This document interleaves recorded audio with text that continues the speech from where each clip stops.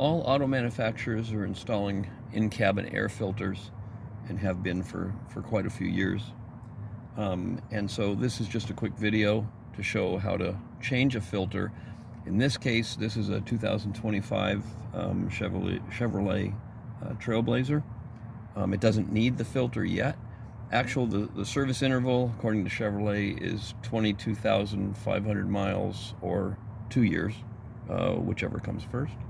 But I want to do this just actually to show how it would be done. The filter is right behind the glove box. So the first thing we're going to have to do is actually drop that glove box down, and then we're going to be able to get to the filter.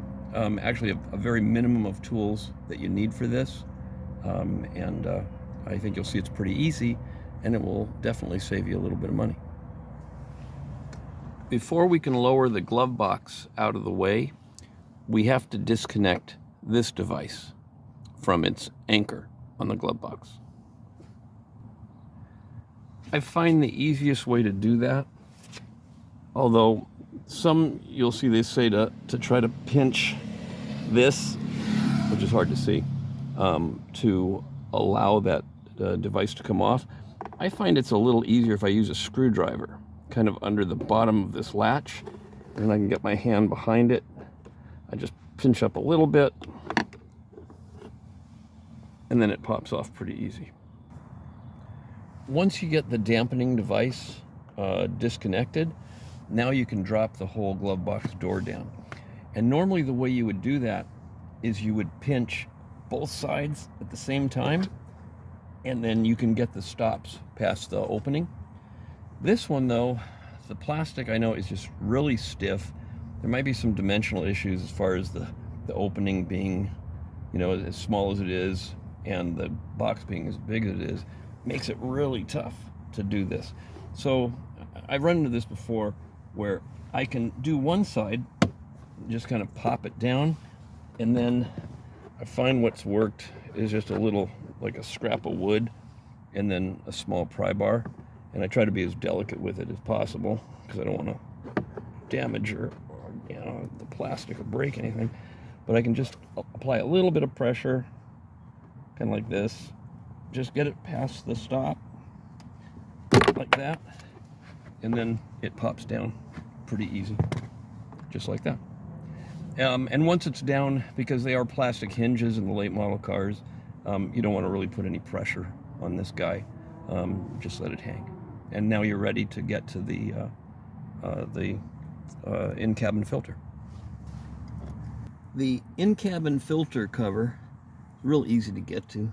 It's right here, and it's got two little plastic clips, one on each side, and all you have to do is just pinch here, and then you pinch, if you can see it, on this side, and that's what the door looks like. Basically, it's just you pinch that little clip, pinch this clip, pops right off,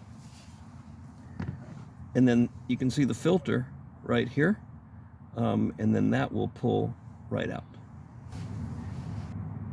This is the original AC Delco filter, and we can just slip this guy right out of here.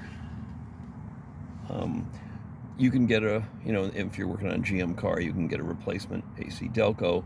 A lot of aftermarket companies make these. They're very common, and they're not too expensive. Just make sure when you put the new one in, usually you'll have arrows on it or some type of indication of which way to face down. And this one, because the air actually, whether you're on recirculate for the air conditioning system or fresh, all the air has to pass through the filter. And so we can just slip this one, put it back in like that, and that's all there is to it. Now we can put the filter door back in place, and again, it just clips back in, which is pretty easy. Just push one side and then the other side, and that's back on.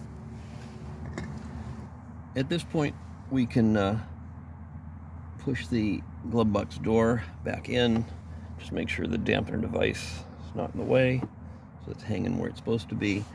Just pinch a little bit, and it pops right back in.